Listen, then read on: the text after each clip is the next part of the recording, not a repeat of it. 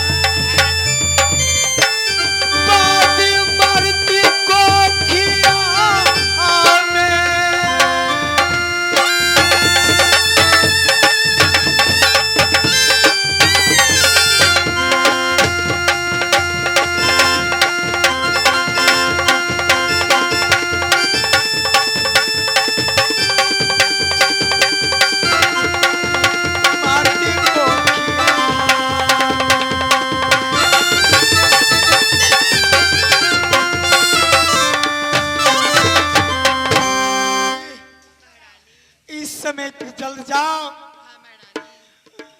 क्योंकि इस समय तुम दीदी सोना के पास जाओ।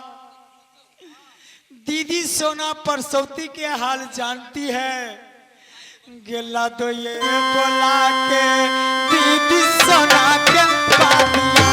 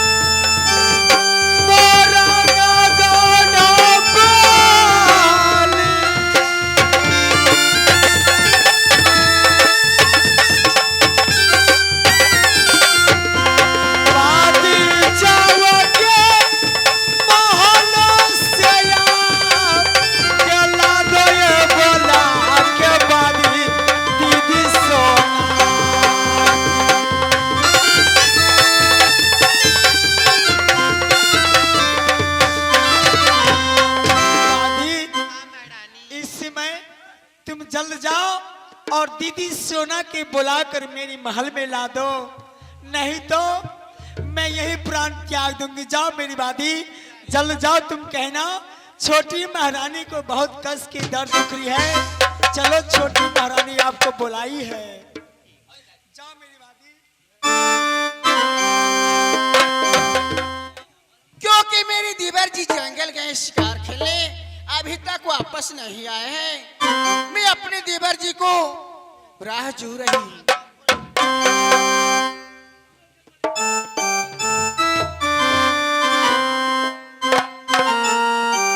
महारानी खुश रहो बादी। बादी आज बात क्या है, क्योंकि तुम मेरी गोतनी की महल से चलकर मेरी महल में आई हो। महारानी बहुत कर्ज की दर्द हो रही है महारानी फूला को।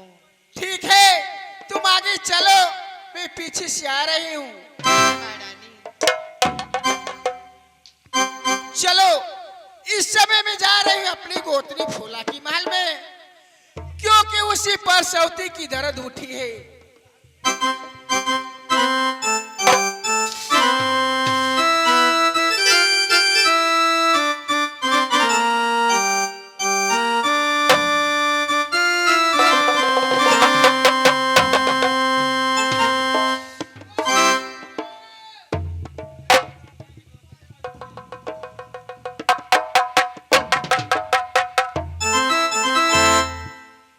कौन?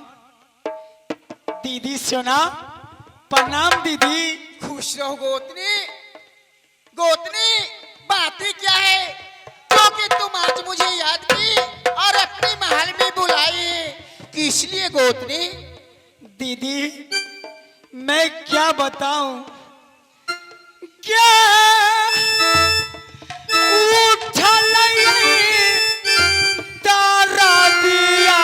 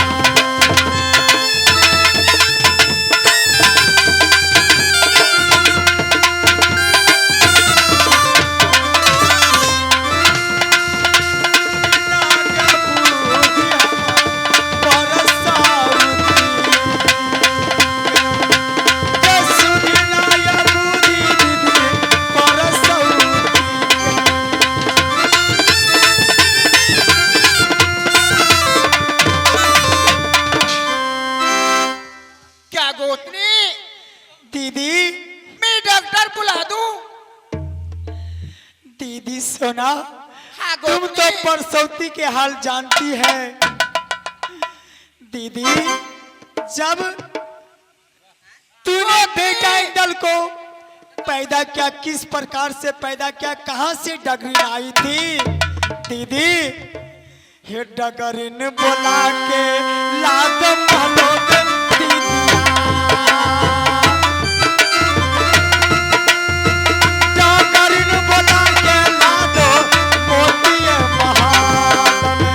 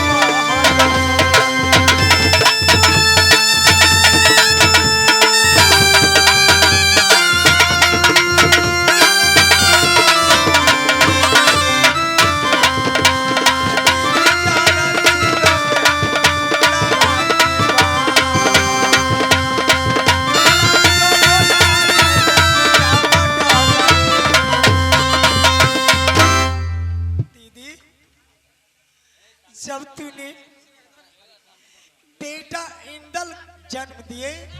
किस प्रकार से दिए? बताओ ना दीदी, कहाँ से डगरी आई थी? गोतनी फूला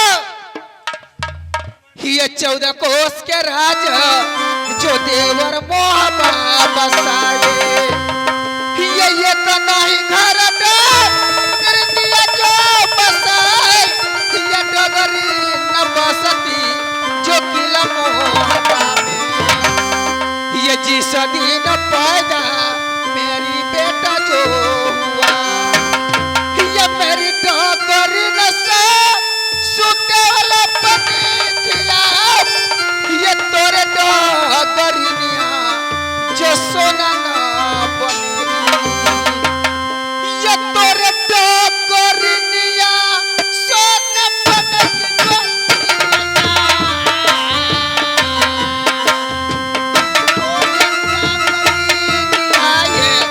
सोना जो बने।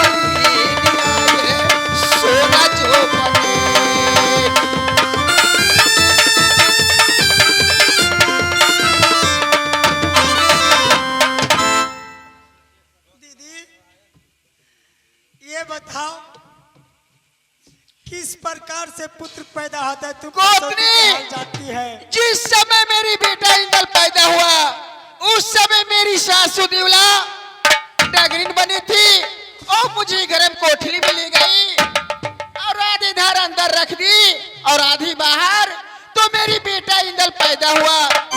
चलो तुम गर्म कोठली में, मैं इसी तरह करूंगी, तुम्हें पुत्र जन्म लेगा। ठीक है दीदी, चलो दीदी, चलो।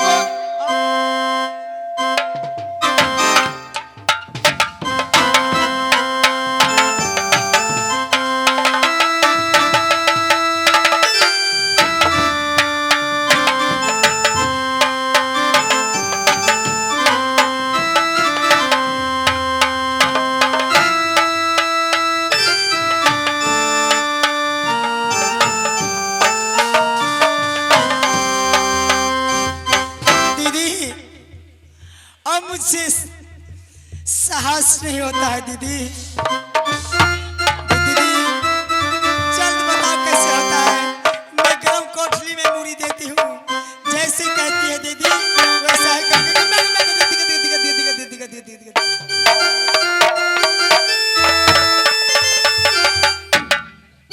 आहे घर से बाहर,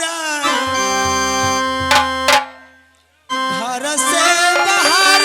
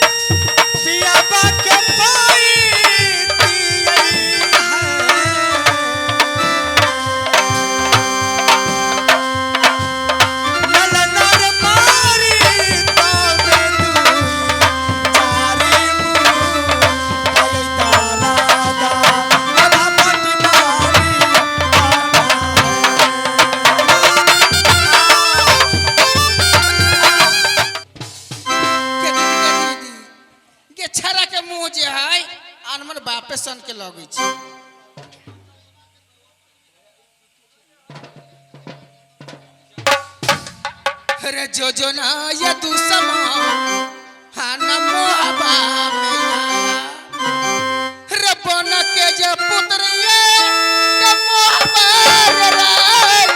रे जुगे जुगे भोगिते रे मोहबा नगरिया रे बन के न तू समा नया या बेटा दला के ये तू समान पैदा लिया मोहबा ये पधरा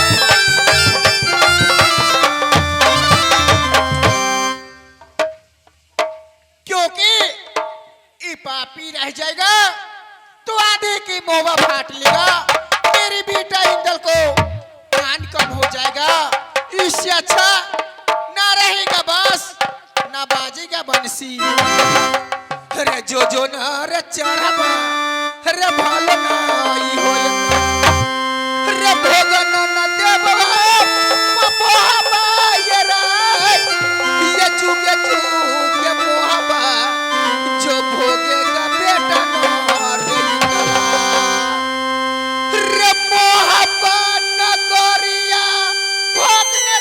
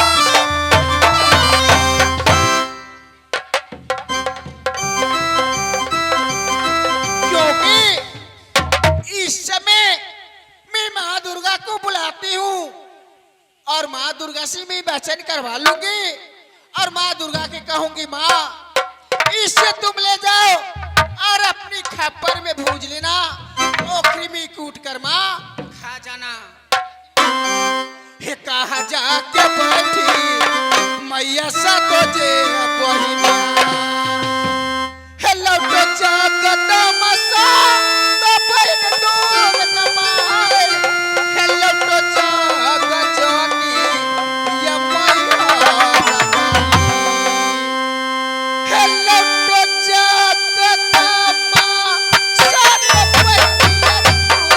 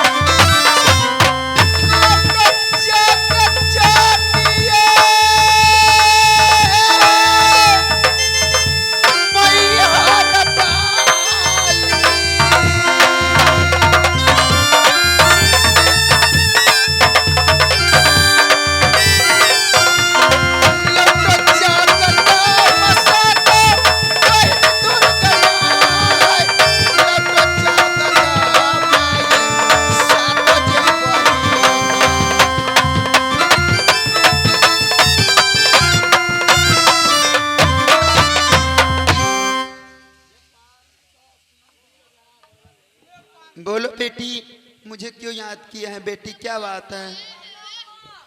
जियो बेटी।